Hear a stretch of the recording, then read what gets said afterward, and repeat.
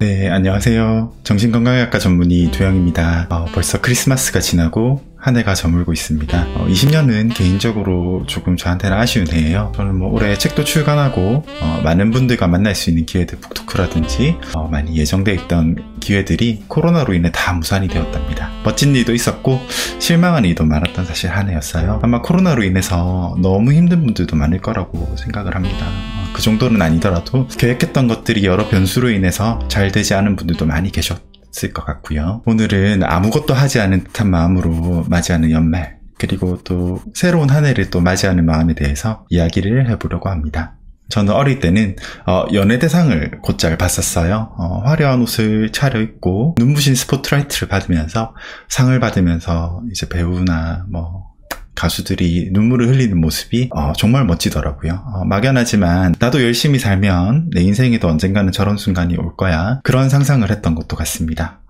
그런데 한 20대 중반이 넘어갈 때쯤부터는 그 장면을 보는 감정이 조금 달라지는 거예요. 어쩐지 시상식 그 장면의 감격보다도 시기 끝나고 또 TV가 꺼지고 불도 끄고 어두컴컴한데 잠은 잘 들지 않을 때 그 적막감이 매우 허전하다는 걸 느꼈습니다. 작년같이 올해가 갔고 특별한 일 없이 내년도 갈 거고 내 삶은 크게 달라질 것도 없이 달라질 것도 없이 살고 있음을 새삼스레 그때 느꼈던 것입니다.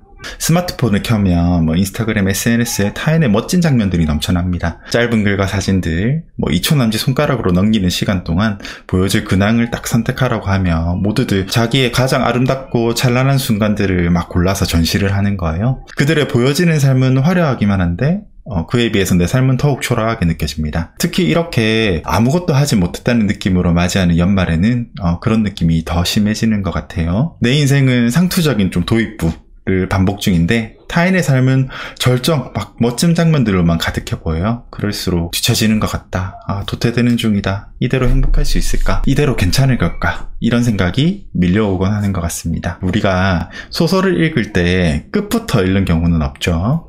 어떤 결말이 있을지, 어떤 사건이 있을지는 다 읽어보아야 알게 됩니다. 모든 페이지가 절정, 환희로 가득한 것도 아니에요. 절정은 말 그대로 전체 이야기, 소설을 통틀어서 가장 빛나는 찰나의 순간이기 때문에 절정입니다. 나머지는 화려하지도 아름답지도 않은 무던한 주인공의 일상으로 채워지는데요. 이런 것이 우리네 삶이 아닐까 합니다. 소설을 읽는 카타르시스, 쾌감은 등장인물들의 사소한 말 한마디, 절망, 의미 없어 보였던 도입부의 지루한 사건들이 사실은 절정을 위한 단계였음을 깨달을 때 밀려오죠.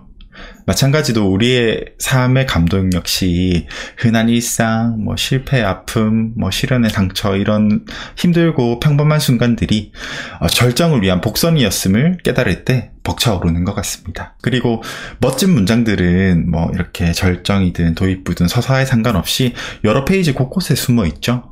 그런 소중한 문장들이 읽는 즐거움처럼 평범하고 조용한 일상에서도 문득 느낀 행복이 추억이 되어서 오랫동안 저희의 마음을 울리기도 합니다.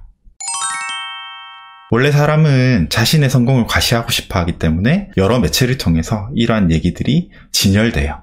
누군가 우월감을 느끼기 위해서 남겨둔 글과 사진을 보면서 나 자신의 평범한 일상을 비교하는 것은 소설의 지루한 도입부만을 읽으면서 다른 베스트셀러의 절정의 순간, 감동의 순간과 비교하는 것과 같겠죠. 지금의 제 자신이 충분하지 않다는 느낌과 한 해 동안 쌓은 시간이 무의미하다는 생각은 비슷한 듯 달라요. 외부로만 향하는 시선을 나 자신에게로 옮기며 내 삶의 나름대로의 흐름이 보이는 거죠. 실패했다, 지체됐다, 헤맸다, 그르쳤다, 이렇게 성과를 평가하기 위한 단어들로는 온전히 설명할 수가 없는, 나만이 느낄 수 있는 오늘의 의미, 올해 한 해의 의미가 있습니다. 제 이야기를 조금 해볼게요. 정신과 의사가 되기 위해서 공부를 하면서 텍스트를, 교과서를 보면서 외우기만 하는 마음 공부는 참 공허하다고 느꼈어요. 이 학문은 진짜 살아가는 이야기에 관한 것이기 때문에요. 내 삶이 반영되어야지 비로소 그 학문도 생명을 얻는다는 걸 느꼈습니다. 과거의 상처, 미래에 대한 두려움 예전에 느꼈던, 아니면 실패했던 경험, 시련, 갈등의 경험들, 남들에게 내보이기에는 극히 평범하거나 스스로 부끄럽고 못난 순간들이 비로소 공부를 하다 보니까 그게 이런 의미였구나, 의미를 찾게 되었습니다. 제가 그렇게 깊이 느낀 만큼 그 덕으로 조금 더 어려운 이들과 마음을 나눌 수도 있었던 것이죠. 버겁기만 했던 과거의 그 순간들이 그런 의미가 될 줄은 그 순간을 살아갈 때는 전혀 알지 못했던 것입니다. 연말에 허전함이 느끼는 이유는 아직 우리의 삶이 만개하지 않았기 때문이겠죠. 허무하게 흘렀다 생각한 지금의 시간들, 올해의 시간들이 불현듯 나중에 그런 의미였구나. 아, 그래서 그렇게 힘들었었구나. 이렇게 연결되는 날이 언젠가는 올 것이라고 저는 믿습니다. 오늘이 무슨 의미였을까? 이번 1년이 무엇을 위한 시간이었을까? 이런 의문이 드신다면, 그것 때문에 허무하시다면 그저 소설의 페이지를 넘기듯이 다음 삶의 페이지를 준비해 보시면 어떨까 합니다. 아쉽게도 저희의 소설, 제 삶이라는 소설, 우리의 삶이라는 소설에 대단한 반전은 아직 오지 않은 것 같습니다. 핍박받는 주인공은 언제쯤 역전의 카운터를 날릴 수 있을까요? 내년이라는 페이지에는 그런 절정이 나올까요?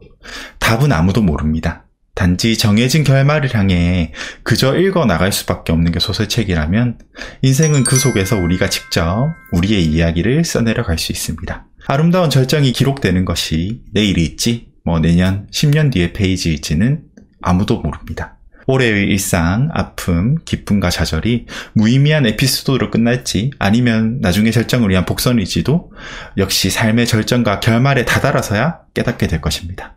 그래서 굳이 올 한 해, 올해 1년치의 삶만을 잘라서 돌아보면서 허무감을 느낄 필요는 없을 것 같아요. 올해의 페이지를 넘겨야 하는 시간이네요.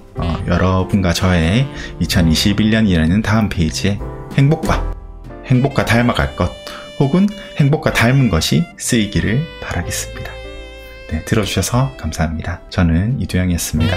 연말 잘 보내시고요. 날씨는 춥지만 마음은 따뜻하게, 그리고 새해 복 많이 받으세요.